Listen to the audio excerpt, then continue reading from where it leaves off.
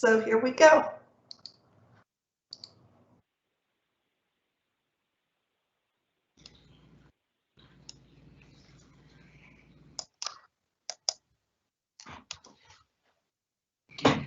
Good morning and welcome to the Meet the Candidates for Mayor event. I'm Dr. Tatiana Kissen, Professor of Government. This event is hosted by the Civic Engagement team that focuses on advancing students and communities' knowledge about elections, elected officials, democracy, and political institutions. Today, we are honored to speak with Ms. Deborah Peoples, who is a candidate for mayor of the city of Fort Worth. Ms. Peoples has spent 3 decades as an AT&T executive and is currently the chair of the Tarrant County Democratic Party. With me today is also student Caroline Ocampo. She's the secretary of the Student Government Association at South Campus, who will be asking questions. Angela Morris will be posting information in the chat about early voting and polling places. If there's time left over, we will turn to asking those questions submitted by attendees in the chat. So welcome, Ms. Peoples, and thank you for being here with us today here at Tarrant County College. So thank you so much for having me. I think this is probably one of the most critical forums that I've been on because we are talking to voters who are going to determine what happens now, but also what happens in the future here in Fort Worth. So I'm pretty excited. Thank you. To start off, I'm going to go ahead and hand it off to Caroline for the questions. So good morning, Caroline. Good morning, Ms. Peoples. How are you? I am doing great. It's a beautiful day, and I've already been out talking to voters, and that's what I like to do. Yeah, that's awesome. That's awesome. So I have 4 questions to ask you. All right. Okay. I'm just going to see where it is. And okay, so the 4 questions are, what challenges must be overcome to achieve your vision for the city of Fort Worth? Okay. So I think the biggest challenge. So Caroline, I moved to this city, and so this is going to frighten some of you all, in 1975.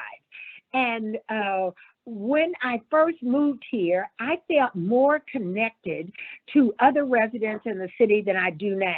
So over time, we've become this collection of disconnected neighborhoods with our needs. And so many people don't feel like they have value or they're a part of the solution for this city. So one of the biggest things is, if you know, on all of my literature, I have one Fort Worth. I believe that the mayor's job is going to be to meld all of these different fabulous communities, cultures, races, languages together into one cohesive unit, working to create an absolutely fabulous city. Okay, awesome. Thank you for that. Okay. Okay. So Caroline, I'll just tell you, I love this city, and I just think we can be a model for the rest of the world. As the 13th or 12th largest city, depending on who's counting, we have an opportunity to model the kind of behaviors that we want to see in not only our urban areas, but all of our even rural areas, about how we come together and work together and collaborate on creative solutions. Awesome, awesome. Well, thank you. Thank you for the answer. Well, thank you for the question. Okay, I have a second question. Mm-hmm. In light of skyrocketing property values, what ideas do you have to keep property taxes reasonable so that people are not priced out of their homes? So that is a great question. And as someone who is a homeowner, I am faced with that quandary every day. So Caroline, what people need to understand is we didn't get in this situation overnight. We did not. It has been years of policies being enacted that moved our tax base from businesses who carried the bulk of the tax responsibility to residents. And we've done that over years as a result of decisions that were made about tax abatements, giving businesses, and that's basically giving businesses tax breaks to, so that they would move here. But we weren't reaping the benefits. And so somebody had to carry the burden of that tax base. And so as we lowered the taxing responsibility for businesses, we shifted it on to residents. So we've got to find ways to grow our tax base. And I believe the fastest way to do that is through tourism and not raise taxes, continue to raise taxes on residents. So one of the things, and I want you to think about this, but Fort Worth has this unique culture. I like to tell people that we're the city of cowboys with culture, not cowboys and culture. And Caroline, when I was out talking to people, I met several people downtown, and they said, well, gee, our friends like to come here, but they say there's nothing to buy here and nothing to do other than the stockyards and the museums. And I said, oh no, there are thousands of things to do. We have this incredibly vibrant arts community with local artists that do amazing things. And so why don't we not keep the arts district on 7th Street? Why don't we spread art throughout the community so that tourists want to come and see it? When we talk about the stockyards, people think of cowboys of only one color, but there are Los Vaqueros. There were African-American cowboys. I talked to some friends from Nepal. They have Nepalese cowboys. And so I think we need to grow this idea about what cowboys not only did, but who they were. And so then you create opportunities to have African Americans come here because they want to hear about Black cowboys. And you have, people coming from Mexico and Spain to see Los Vaqueros. And so I think we build tourism to reflect the rich diversity of the city. And guess what? When tourists come, they spend dollars, and those dollars go into the city budget. And so all of a sudden, we found a new way to fund things that we need in this city, and we don't put the burden on our residents. Okay, that sounds great. Well, the other thing, and let me just tell you, so the other thing we have to do, Caroline, and I'm sorry, but I'm looking for new shots of money. Where do we find where do we find new revenue? And I think that's a great one. But the other thing, Caroline, and I hope that, many of the students there that are studying business will understand this. We have to find ways to support our small businesses. So, Caroline, in Fort Worth, we only have 2 Fortune 100 companies. Those are some of the top companies in terms of hiring. So, but if you only have 2, you're not going to get a lot, the tax dollars that you need. And so what we have to do is grow our small businesses to make them, when they get bigger, they're bigger contributors. So much of Fort Worth is driven by small businesses. And so we've got to find ways to be supportive of them and allow that. And so, the other thing is I love to talk about, capital chases infrastructure. So, Caroline, I happened to be at a meeting last week, and the president of Alcon Labs that's located here in Fort Worth, it was a Fort Worth business that got started. And someone asked him, they said, so you're a business. And so, Mr. Endicott, what would you tell other businesses that want to come to Fort Worth? And first he said, I would tell them that we have the best people. And then he repeated that because that's true. We have the best people. But then they said, but what else would you tell them? And he said, well, we have the best people, but we have work to do. We have work to do around diversity and inclusion. We have work to do around education. We have work to do around transportation. And so he was saying all the things that I said is that we have to build the infrastructure that supports our citizens. We have to give you the best education possible. We have to make sure that we have great housing here, that you have good transportation to get to jobs. And once we start doing all those things, people will come and want to invest in our city. Okay, that sounds great. Thank you for that. Okay. I love this city, and I am full of ideas about how to make it better. And as your mayor, it will give me an opportunity to implement those ideas so that we can start to see changes and opportunities for all of us. Okay, thank you. Okay. My next question is, after the new census date, the city council members will have to decide on the method in which they should withdraw or redraw the district, leaving them to an independent, nonpartisan committee, or redrawing the districts themselves. What is your stance on this redistricting issue? So let me tell you, I believe that the people pick their leaders. The leaders don't pick their people. It's that simple, Caroline. I believe that we needed and we need an independent redistricting committee. And that's a group of citizens who are not the council members, who come together to look at all of the data and come up with districts that are fair and equitable. And so, Caroline, we used to elect all of our officials citywide. So you ran just like the mayor, you ran citywide. Years ago, leaders came together and said we needed to draw districts with communities of interest so that citizens in some neighborhoods could be better represented. And that's how we came up with single member districts.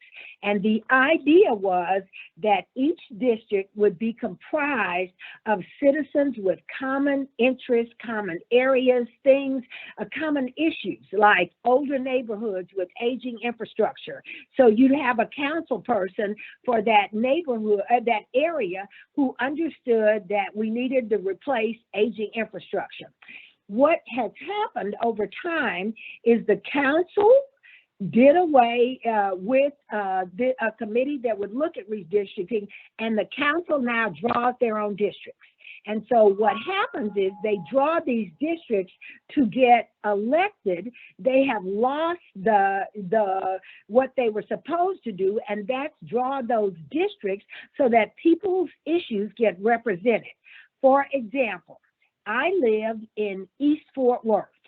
I live right off 30. I am in the heart of the city of Fort Worth. I'm probably 4 miles from downtown.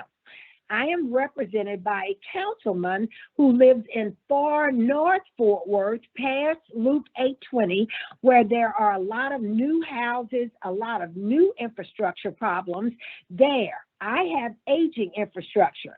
It makes my council person not as effective as he could be because he's trying to meet the needs of too many different constituencies. So I have proposed and I stand for an independent redistricting committee that will make sure that the districts that are drawn are representative of the people who live in certain areas, and the districts are not drawn so that the council people can get reelected. Okay, thank you.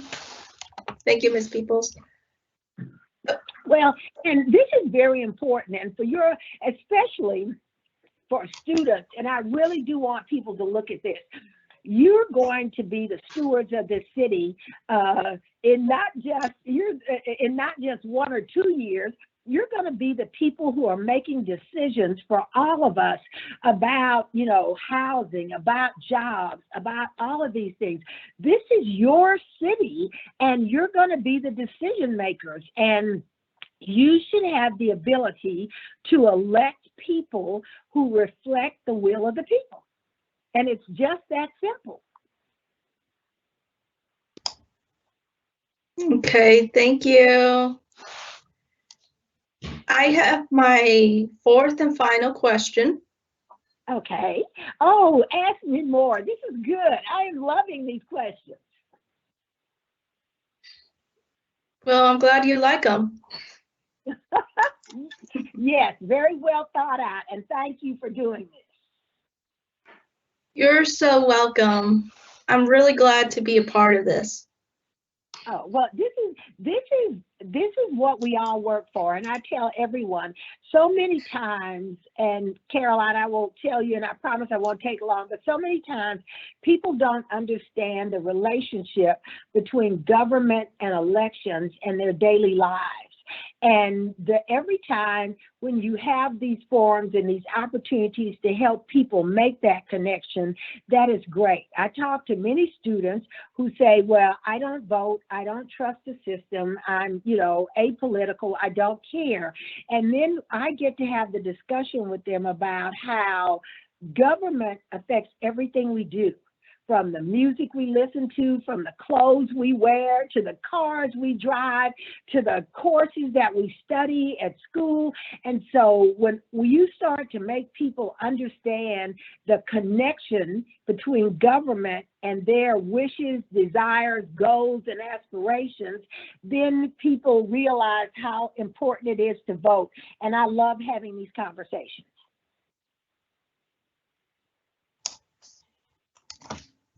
Well, thank you. I mean, I feel that voting is very important too. It is, and it is, and I tell people all the time. We had, and I don't know how much time you have left, but I do have a chance to visit classes, and I have been to TCC various times, and I will tell this story, and I hope it resonates with your listeners. But several years ago, when the legislator was debating open carry, I was in a classroom, and I said, so, you know, you don't have to raise your hands, but how many people in the class are in favor of open carry? And three people shot their hands up, and their hands raised. And I said, so how many of people don't want open carry and potentially a gun in the classroom? And about 12 people raised their hands. And I said, so don't raise your hands. You don't have to raise your hands. But how many of you went to vote in the last election? And the same three people who believed in open carry shot their hands up. And then I said, so, all right, so look what just happened. The majority of the students in this class don't want guns in the classroom, but you didn't go vote. And so you allowed the three people in this room who do want guns in this classroom to make a decision for you. And it was, you know, this moment, because it was saying when we don't vote and we don't engage in the process, we end up letting other people make decisions for us. Okay, well, thank you for that. Okay. My last question is, Fort Worth's Race and Culture Task Force made several recommendations to the City Council on racial and ethnic inequality. From those recommendations that the City Council approved, which ones do you think are the most helpful? So I think that was a very critical discussion, and I'm going to tell you the first thing that I really think, so I'm going to name two. One is about education, and the second is around public safety. And then there were recommendations around healthcare and public health. So let me just talk about education and why that is so critical. People say, well, what does the city government have to do with education? And I go, what doesn't the city government have to do with education? We should be working hand in hand with our public schools and institutions of higher learning. And when we're talking to businesses about coming here to talk about what skill sets do you need, you know, what are the things that you're looking for? And we need to be partnering with our schools to be sure that we have robust curriculums that are developing our citizens to be able to get these jobs. And I'm not talking about minimum wage jobs. I'm talking about high-paying jobs. So if we're trying, for example, if we're trying to get a data center to come here, you know, what are the kinds of jobs they have? And then we need to be saying to our schools that this is the company we're wooing. These are the kinds of skill sets they're going to need. Or if you're trying to get a manufacturing plant to come here, you know, do they need welders? Do they need, you know, mathematicians? And we need to be marrying those needs with our schools to talk about that. Plus, you know, I told you, Caroline, you all are going to be the decision makers in making things. We need to be making sure that we are working with our schools to make sure that there are robust curriculums to turn you all into critical thinkers like you are today and thinking about issues. And so there has to be a partnership between government and education, because that is not only what businesses are looking for when they look to move here, but we are trying to develop what I call the smartest group of citizens in the country.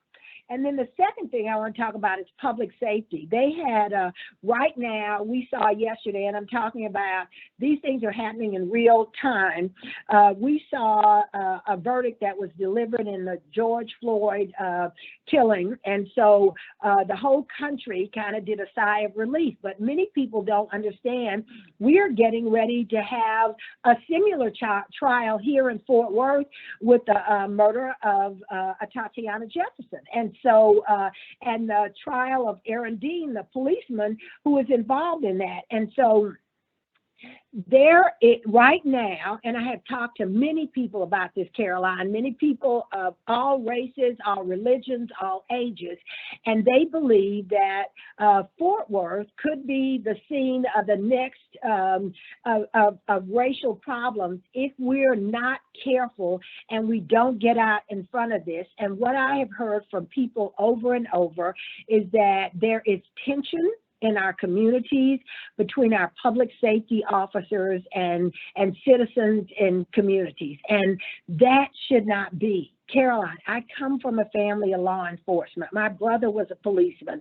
My sister was a constable. And I understand the role of police. People want three things. We want to be safe. If you call 911, I want somebody to come and I want to be safe in my home.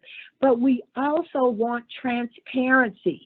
People want to know what is going on. And another good example is there was a shooting on Race Street. There was a crime committed. There was a shooting. And immediately, within a day, the police were showing the video camera. That has not always happened here in Fort Worth. Sometimes it's been days and weeks before citizens could get the video camera. And so people want this transparency, and they want to know, you know, that their police have done the right thing. And, you know, my thing is, if we've done the wrong thing, let's admit it. Let's try to circle the wagons, admit it, and let's fix it. And then the last thing is people want community engagement. They want to see the police in their community, not policing them, but being a part of community and engaging. I told you my brother was a policeman. I knew the policemen in my neighborhood. I respected the policemen in our neighborhood. They respected us. They loved us, and you know, and they were there to protect and serve and not police. And so I think that's a big issue.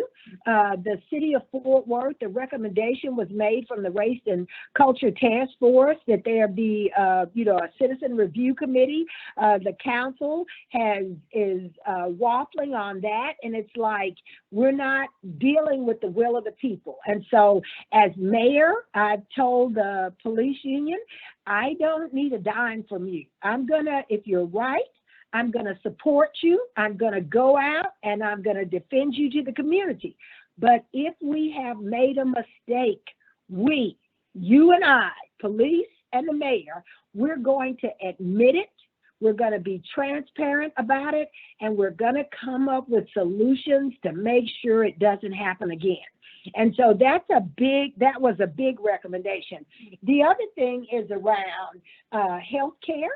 And so many people in our city not only live in food deserts, but pharmacy deserts. And so when we talk about the health of our city, I'm going to give you two good examples. I live in zip code 76104. I live in 03. I live adjacent to zip code 76104, which has the lowest life expectancy of any zip code in the state. It is riddled with high blood pressure and diabetes, chronic conditions from living in poverty and not having access to good medical care and not having access to good, healthy food.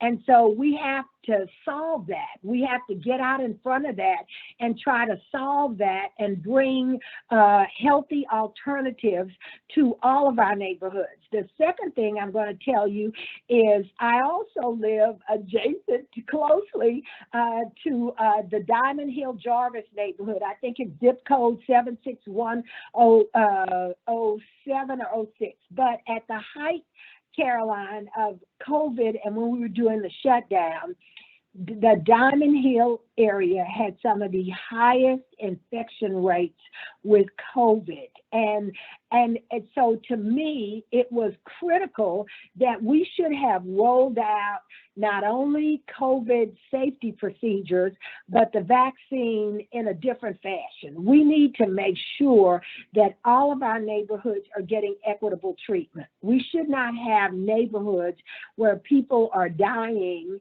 at faster rates than other citizens because they don't have access to those quality of life things like good, healthy foods and COVID vaccines. And so I think the Race and Culture Task Force, I will applaud them because I think their research was far-reaching and very expansive.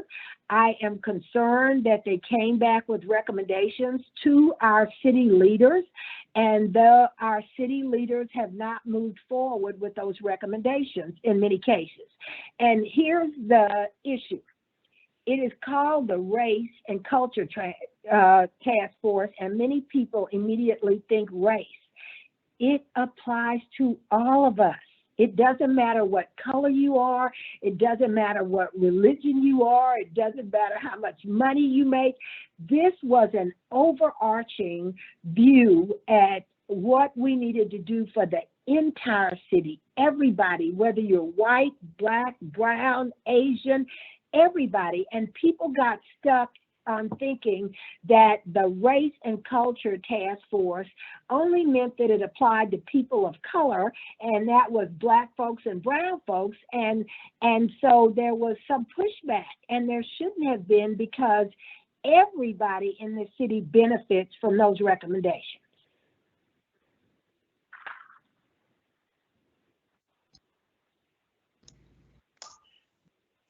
Well, thank you. Thank you for that.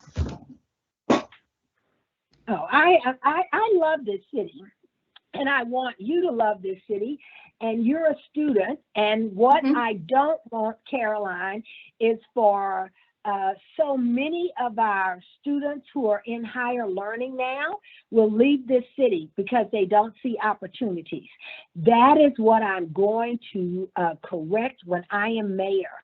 I want you to stay here. I want you to see this as a viable place to live, work, raise a family if you choose. And I want to create a city that this is your first choice to stay and live here, and not, I don't want you to feel like you have to move to Dallas or Arlington or Irving or Colleyville or New York or anywhere. I want you to say Fort Worth is a great city. This is a city of opportunity. This is a city of equality. This is a city that celebrates and supports their residents, no matter what color, what religion, what political ideology. And that is what I want, and that is what I'm going to work toward when I am elected mayor. Thank you, Ms. Peoples. Thank you. I'm looking at some of the questions our students are very much interested to hear from you. One of the questions I see is, if you received $1 million grant to use for the city any way you wanted, what would you do with it and why? Oh, so that's a great question. So I'm going to go back to our tax base, to growing our tax base and through tourism. So what I want to do, and so let me tell you why I like to talk about using tourism. Tourism means those are sales tax dollars. Those don't come out of your pocket, or they come out of, when tourists come to town and they don't live here, they're bringing new dollars into our city.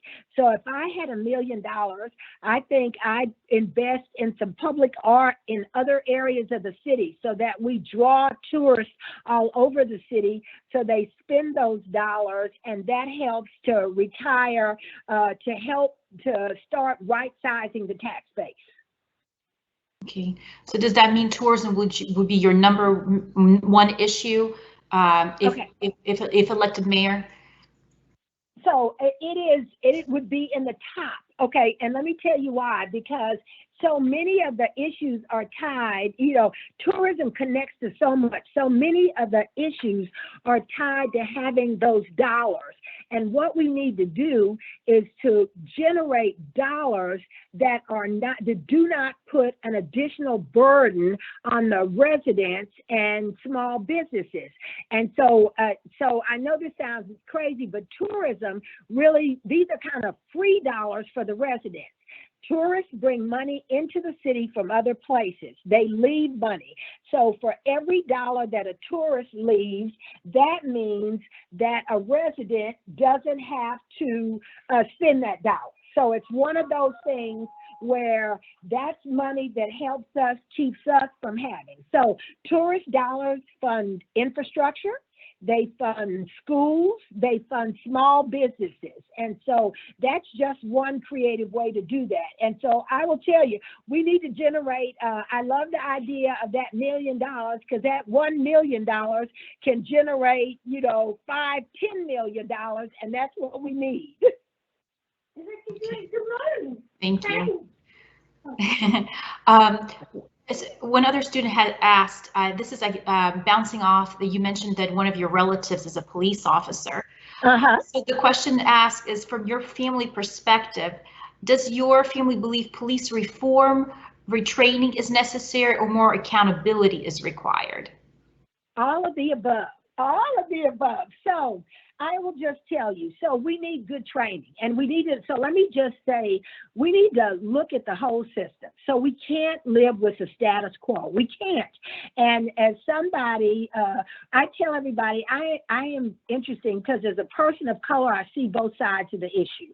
As a person of color with a family, with a law enforcement background, I can appreciate the hard work that policemen do, but also as a person of color who's been stopped and who's had members of my family stopped by the policeman, including my brother, who is a policeman, was visiting another city and got pulled over for, we commonly call it driving while black. So I tell people, we need to start at the beginning. We need to look at our recruitment program. We need to look at what the qualifications are and how we're recruiting. But then we also need to look at testing and training to make sure that we are interweaving, the whole idea around equity and inclusion in everything we do in the training.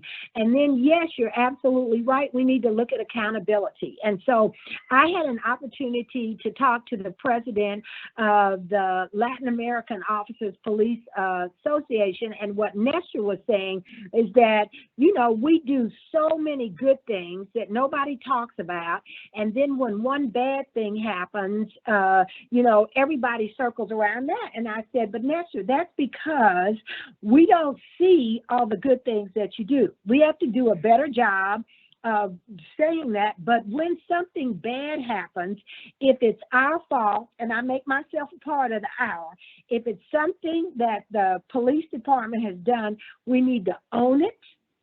And we don't need to try to hide it. We need to own it, say we were wrong, and then we need to talk about solutions. We don't just need to say we were wrong.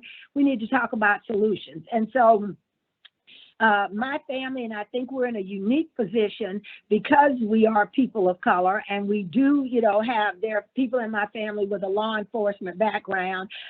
We talk about this a lot, and we believe all of the above is needed. Makes sense. Thank you. You mentioned throughout our discussion today about several duties of a mayor and the responsibilities of a mayor. What do you think? How can let me rephrase it. What impact can a mayor have in Fort Worth that no other elected official can? Oh, wow. The mayor is the biggest, and I don't want to make this sound trite, but is the biggest cheerleader and fan for the city. The mayor's job is to go out and sell the city to people around the world. Okay, nobody else has that responsibility but the mayor. The mayor has to go out and sell the city when we're talking about bringing these dollars. But the mayor also has to be a unifier within the city. The mayor has to be willing to listen to all of the city's citizens and residents and make them feel like they are part of the whole. So I tell people all the time that elections matter. Leadership matters. And so you have to elect someone with a heart for the entire city. The mayor doesn't just represent one community or one income group or one race of people. The mayor represents 942,000 souls in this city. And that's what our current population is. And in the next 20 years, we're going to be at $1.2 million, a million people. Look at me, you got me stuck on that million and how I spend it. But we are one of the fastest growing cities in Texas. And the mayor's responsibility is, number one, to be a proper representative for all of the residents of this city. And then the mayor's job is to sell this city and to make sure that we are bringing the right kinds of jobs that will enrich the lives of our residents in the city. So the mayor does a lot. Thank you. And I imagine with Fort Worth being the 12th largest city, there's going to be a lot of responsibilities that come with that. Oh, but I tell everybody, this is what I do. And this is my whole life. I told you, I come, and so I'm a West Texan. I grew up in Odessa, Texas, and I grew up in a mixed race neighborhood. We were Black, we were brown, we were Latinx. I come from a multiracial family. My two younger brothers are Mexican American. I grew up, there were only two Black Catholic families in my church, which was all Hispanic. And so I tell everyone, I learned to grow up valuing the contributions of everybody. We were Black, we were brown, we were white, we were Jewish. There was a Quaker family in our neighborhood. We were Baptist, Methodist. And so I grew up learning and appreciating the value of people no matter what race you were, no matter what religion. And that is the only way that I've lived my life. I mean, my whole life has been about building partnerships with people. I want to bring that same commitment to building partnerships to the city of Fort Worth. I know it can be done. I know it just needs the right leader. I feel like I am the person to do that. And that's why I am working so hard to become mayor, because I think our citizens deserve someone who cares about them and is committed to seeing them thrive. Thank you. Thank you, Ms. Peoples. I'm looking at the time, and I just wanted to say it has been a great conversation. Thank you so much for talking with us, okay. And I'm sure the students have enjoyed hearing your views on many important issues here in the city of Fort Worth. And I promise when I am mayor, please invite me back. This is what, and I apologize that we couldn't get the video going, because I would have loved to have seen everybody's faces. But this is your city. You're going to be the stewards and the leaders of this city, starting right now. This is not, this is not the city that, you're going to want to see in 50 years. You're going to be leading this city, and we need to be listening to you and addressing issues and your concerns. And so please have me back. I would love to come back and do a listening session where you tell me what you think the issues are. That'll be great. Thank you so very much. No, thank you for having me. Thank you. All right.